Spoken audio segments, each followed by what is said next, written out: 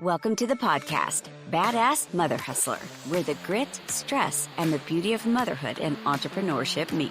We'll share the realities and stories of what it takes to make it all work and still be a badass mother. Now here's your host, Maddie Yaka. Hello, everyone. Welcome to another episode. Today, I'm super excited to chat with badass mother Kate King. She is a mom of two and a 17-year licensed therapist and the award-winning author of the book, The Radiant Life Project. Welcome. Thanks. I'm so glad to be here with you. Thanks for coming on. We had a wonderful intro conversation, it was like 2 months ago. But I'm really happy to have you on and to just chat it up about what it's like to run a business as a mom and what it's been like to build your business and not burning out. Yeah, that's the name of the game, right? How to stay feeling good and giving all of yourself while keeping some of yourself for yourself too. That is so true. So before we dive into the heavy stuff, do you want to tell our listeners a little bit about you, your family, and your hobbies? Oh, sure. I love talking about me and my family and my hobbies. We live in Colorado, just outside of the Red Rocks Amphitheater in Morrison. And we're active. We're a ski family. I've got an 11-year-old and an almost 9-year-old.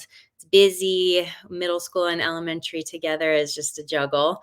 But we make it work. And my husband is in the investment world. I'm in the art world and the therapy world and the coaching world. So we all kind of juggle a lot of things, but I think we try really hard to keep it in balance and keep sort of that peaceful baseline where we're all, getting good sleep, trying to eat good food, getting outside.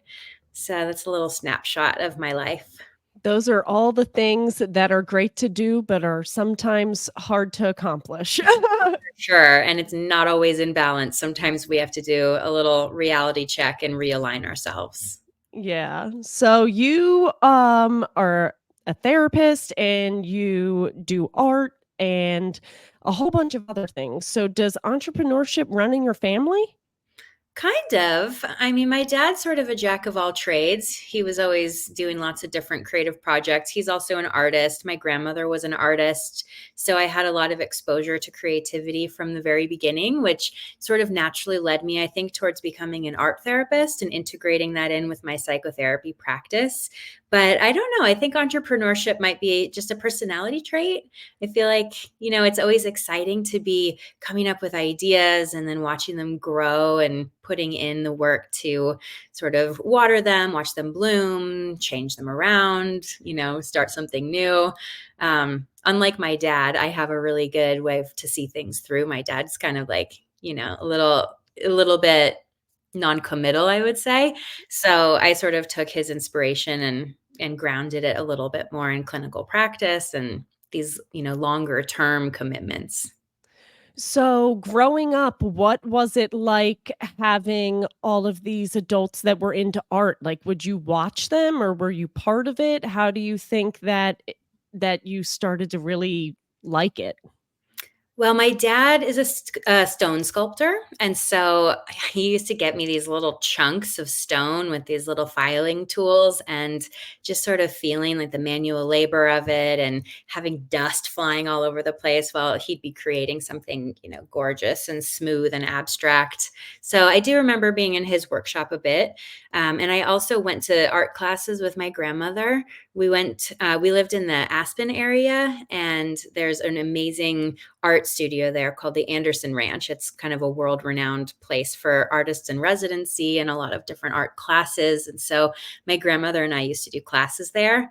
And it was just a really special thing that we had in common and a nice thing that she did to carve out space for me as a, growing child to introduce me to something that was really creative and expressive. So I do have a lot of really great memories of art being part of my life forever, even now. In my practice, I remember in my grad school years, I had a teacher who just said, if you don't keep your own art practice alive, you can't really be a full and complete art therapist for other people.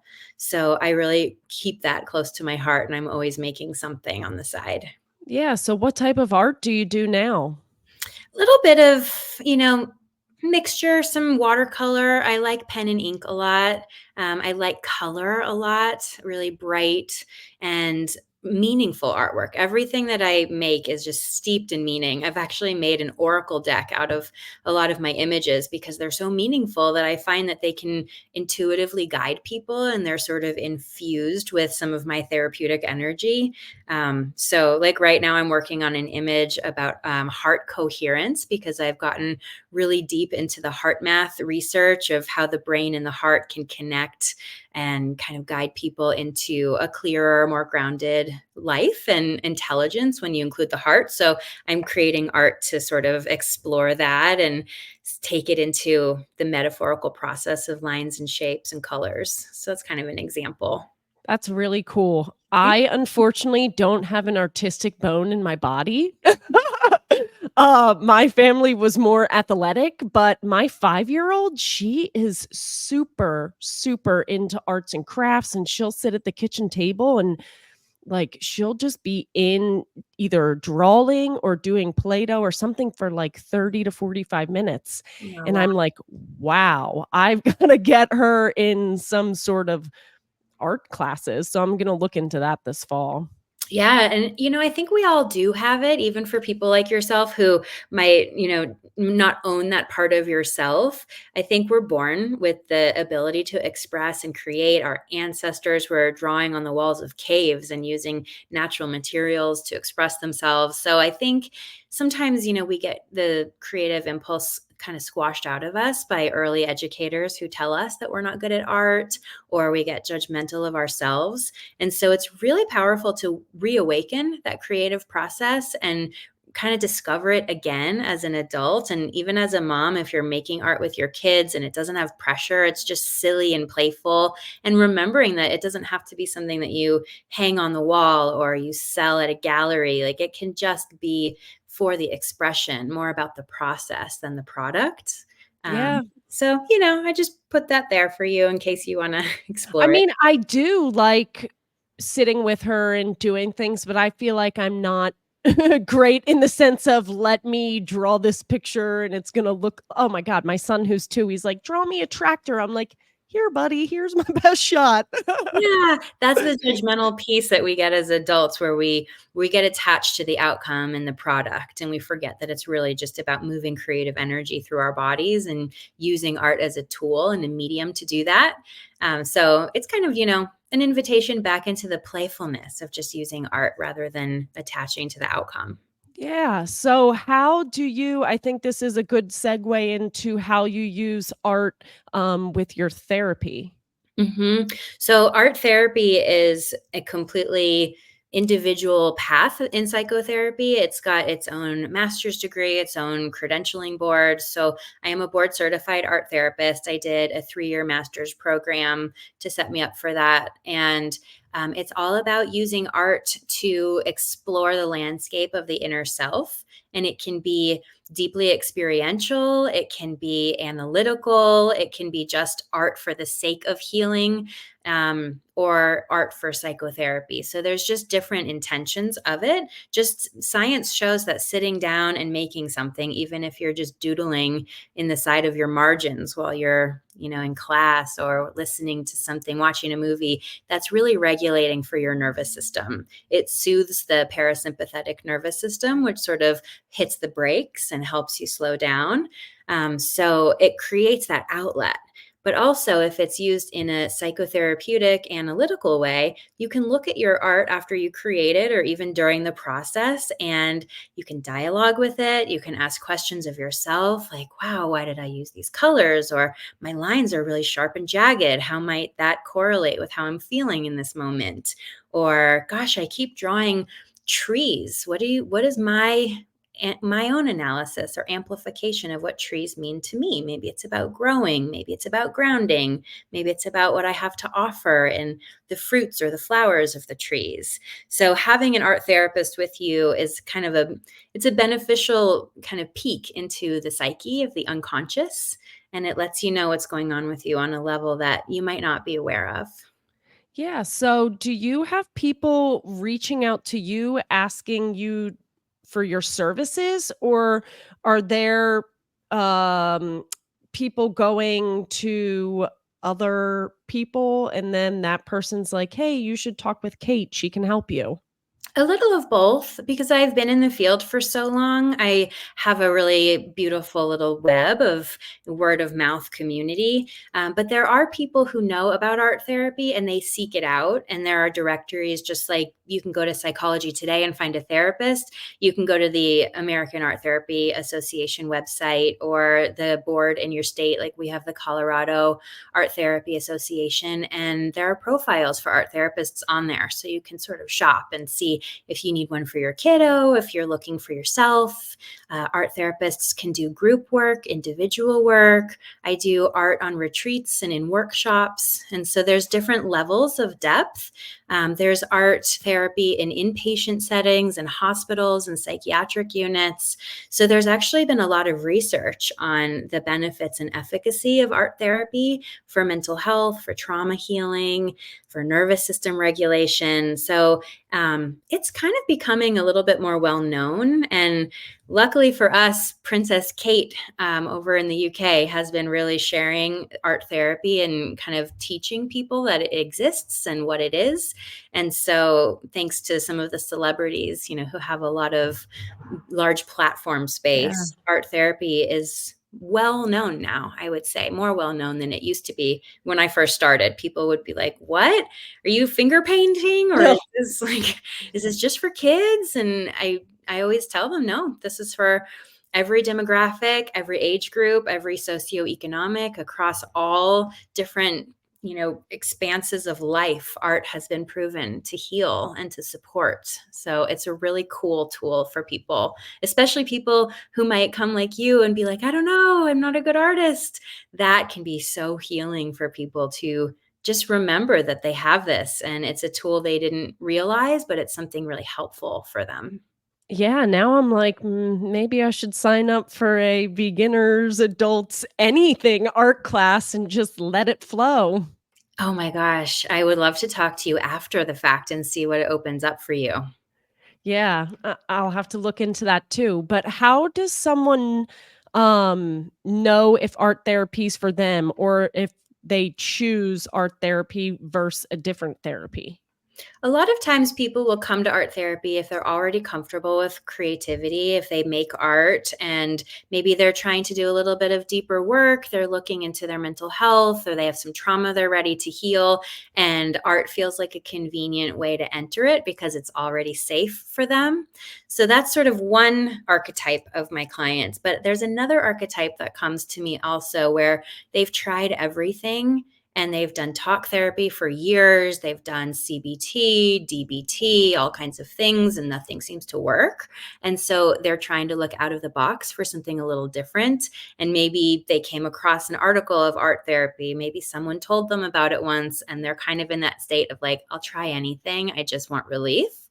And that's a really cool client because they're willing to do something that challenges them and expands them. And the art is a really supportive way to do that because your psyche won't let you experience anything through the art that you're not ready to see. So it's a really gentle approach. But when you are ready to see different levels of yourself, your art will show it to you and you'll be able to go deeper into the process, especially with a therapist like myself who can bring in some analytical qualities.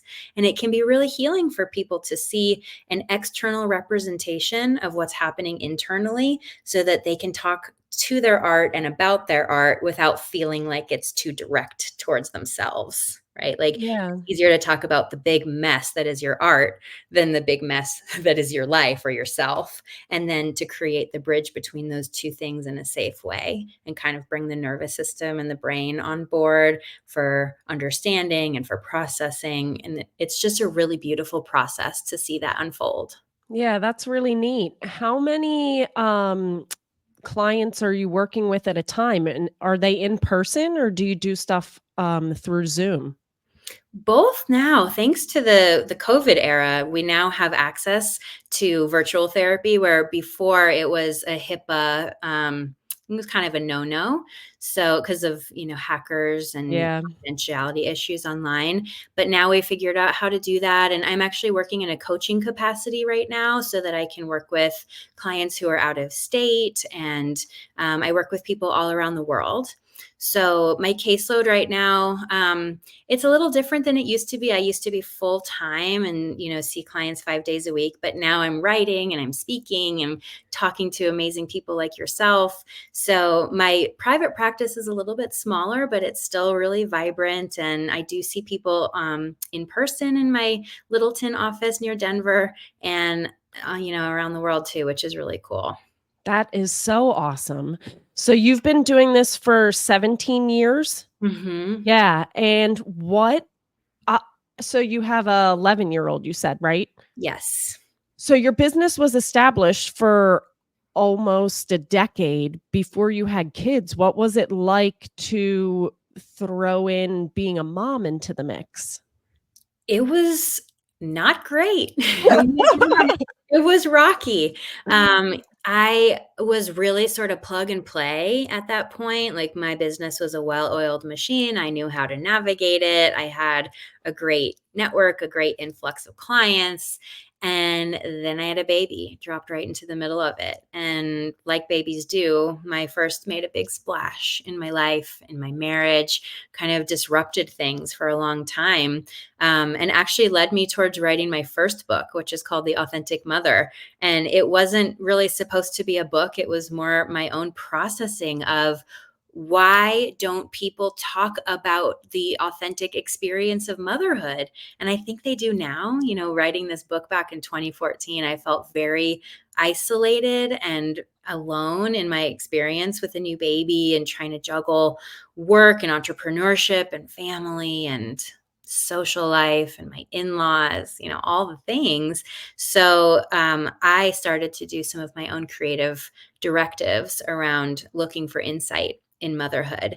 And then it attracted 35 other women who created art that I then used in the book to provide directives for people who are exploring, the body image stuff, the juggle of the working mom, the how do you feed yourself and your baby at the same time? How do you deal Seriously. all these things is so hard. So it took me a really long time. And honestly, still here 11 years later, I'm like, I don't know. I'm not sure if any of us know what we're doing. And as soon as you figure out what you're doing, your kid changes or you change, something in your life shifts, and you're back to square one trying to figure it out again. So I think the core of it is really trusting that you will figure it out as it changes and evolves. And that's the point of all of it, is the flexibility of forgiveness and grace and compassion and picking yourself up and figuring out the next step. Yeah, I mean, you brought up a lot of really good points, and I still feel like today people aren't totally truthful about what it's like to try to balance it all, because social media, it's so easy to put up just the best of everything, and then I feel like that has people that are watching thinking, "Oh my goodness, like, I'm not doing it the way that everyone else is, or I should be doing it better because it looks like that person is." Yeah. People need to be real. I know. It would be really nice if we could all just make an agreement to show up authentically and support each other from that place. There's something in the human ego that is competitive and is always, trying to represent who we are in some kind of way for social acceptance and belonging. And that's actually a lot of the work that I teach, is how to let go of those attachments and those patterns so that you can really just be you and connect with people from a level that sees and honors them and their differences and their uniqueness and finds connections. And it does seem to be a real struggle for humankind in general, our generation, generations past. I think we're evolving. I have hope that maybe my kids are going to be better parents than I am. And I think I am doing a pretty good job differently than my parents. And I think that's evolution in action. But there is no perfection in motherhood or in life. And I think having kids is a really good teacher for that lesson in ways that I don't know that I would have learned if I didn't have kids. I agree with you. Do you see a lot of people that come to you are burnt out or on the path of being burnt out? Absolutely.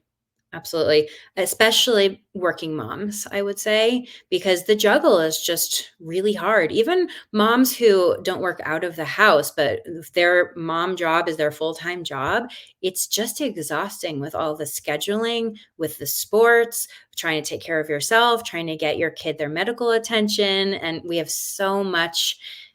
resources at our fingertips like we had never had before. And in some ways, it's great. You're like, oh, I know how to support my kids, gut microbiome or their ADHD or their diverse brain. But in whatever way, it's also overwhelming because when you have all these resources, then you have to make choices and you have to make time for how to integrate them and create space for everything in your life. So I find that moms are probably the most burned out of all the clients I see.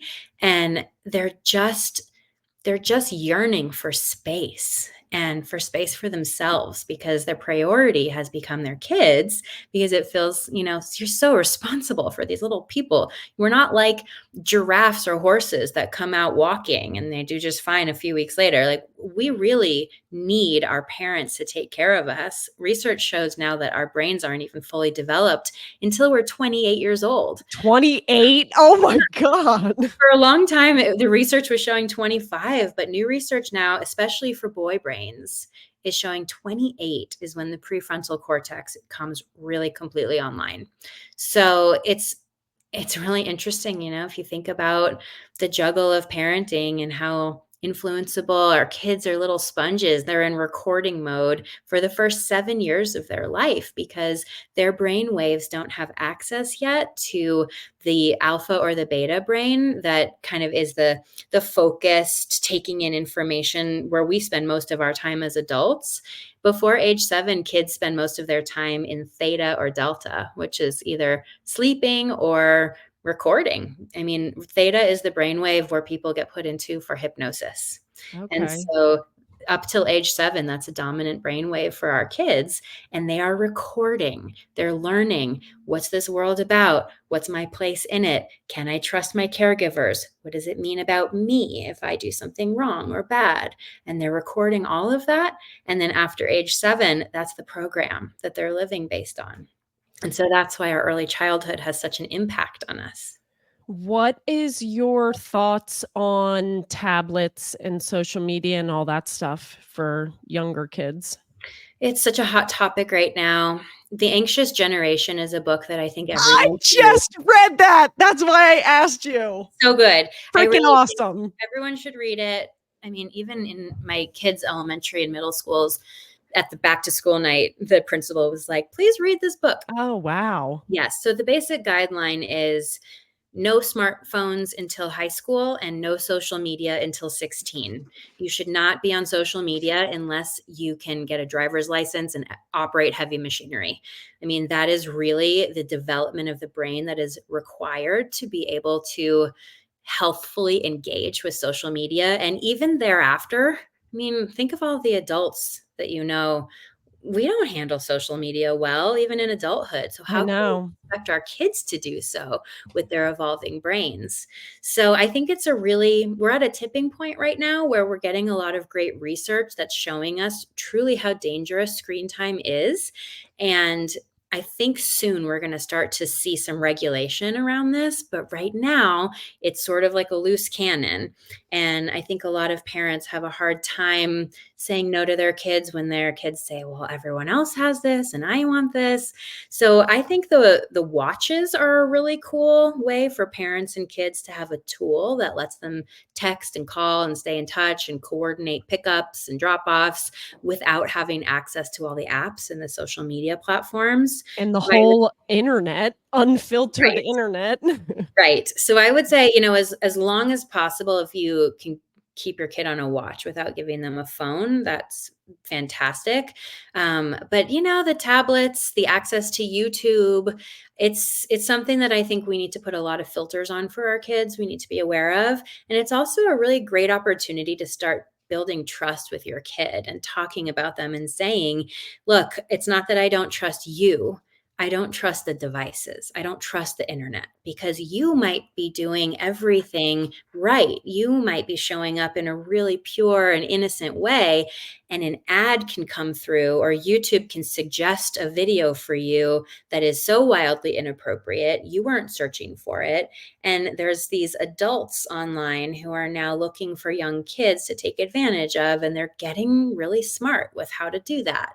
And so, talking to your kids about the very real danger that is online, and not just buying into the mindset of like, oh, that won't happen to me, because it is happening to somebody, to a lot of people, and it could be you.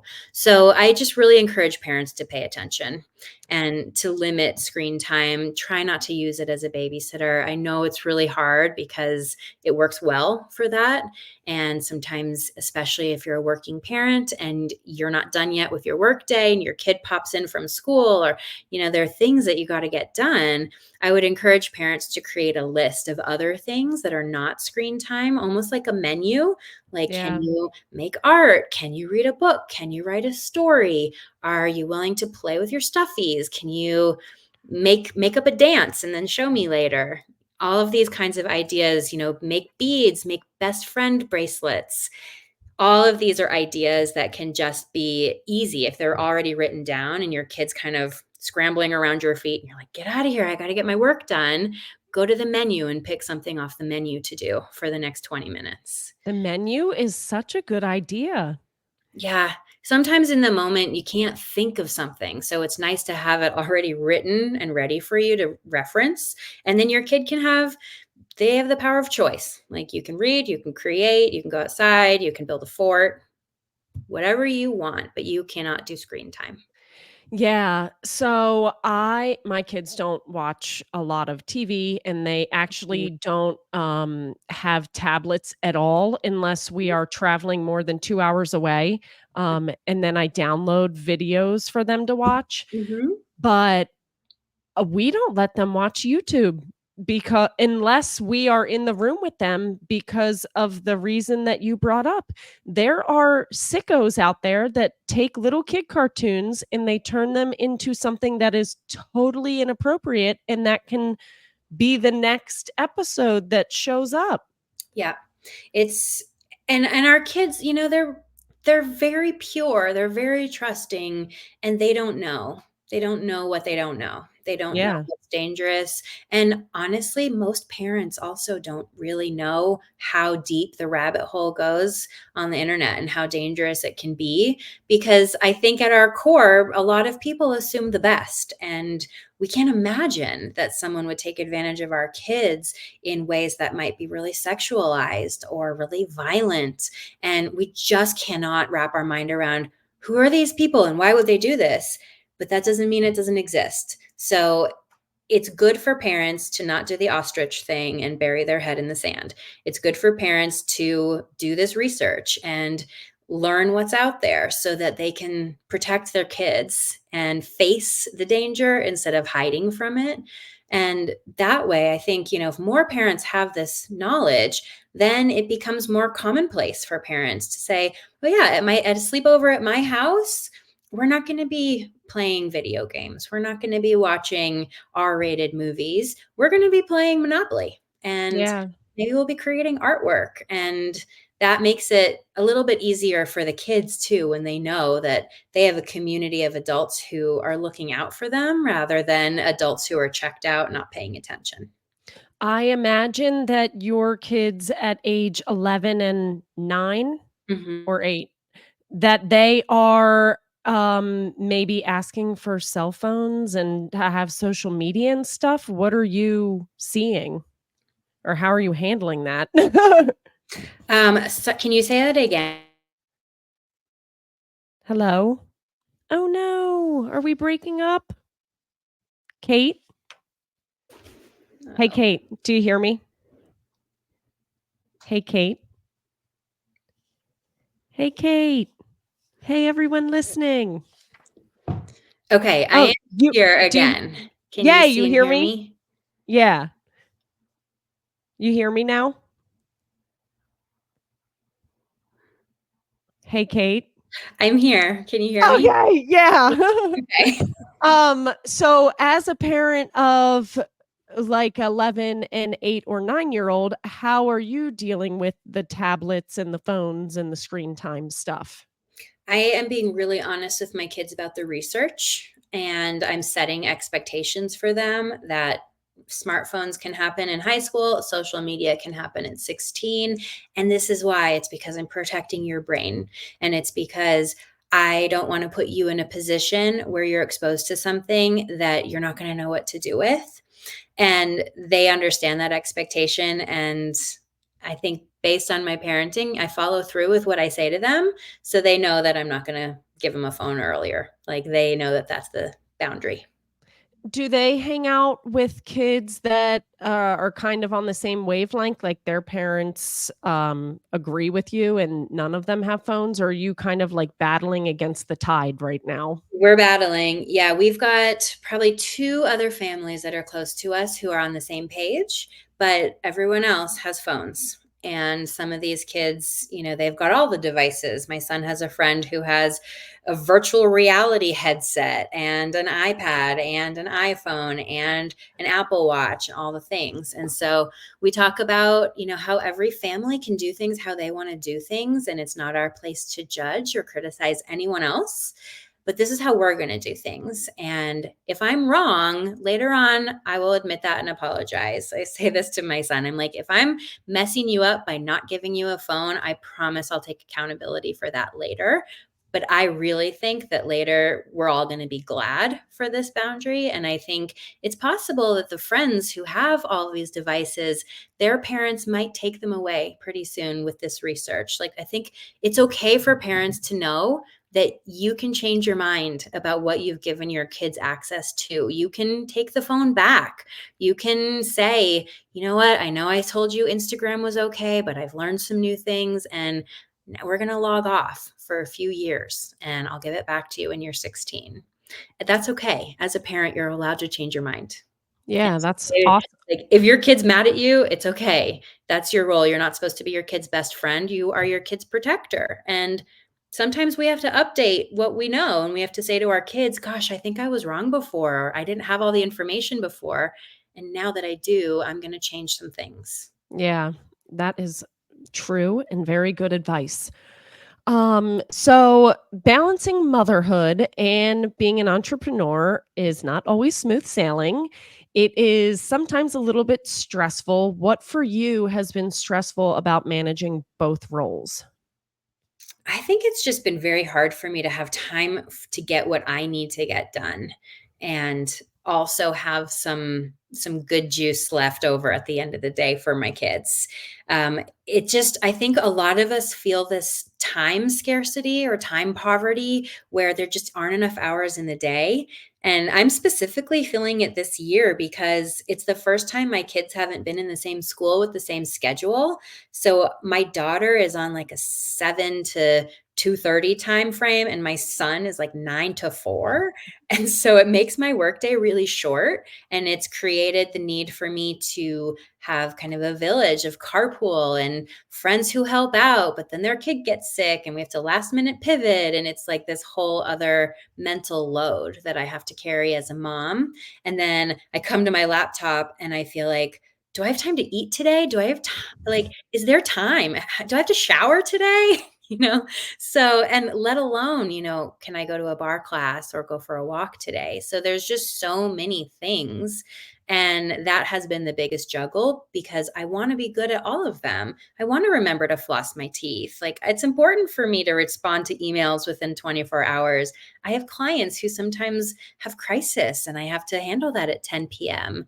But I also have a kiddo who has night terrors and I have to handle that sometimes at 10 p.m. Yeah. So I think that for me has really been the hardest. And I cannot say that I figured it out. It's day to day and I'm doing the best I can. And sometimes I goof up and other times I pat myself on the back. And that's what I've really learned is the imperfection of it is part of it. That's the lesson. So before it sounded like you had your clients and it was all very like Colorado, your hometown based. Now you're a speaker. Are you traveling a lot? Not a ton. I have actually found that traveling for work is not my favorite thing. So Yeah. I it's a lot, right? I mean, sometimes it's nice to get on an airplane with a book, right? And oh, wow, I have 2 whole hours to read a book. But other times it's the childcare thing and I miss them and I call them and they don't love hanging out with grandma so much. So it's this kind of handoff. I do travel sometimes for opportunities that feel really important and impactful, but there's a lot just in Colorado. There are a lot of really cool companies that have me kind of parachute in and run corporate retreats for them. There are different nonprofits that put me on their stages to talk to their people. So there's a lot of opportunity right here. And I've learned to really lean into that.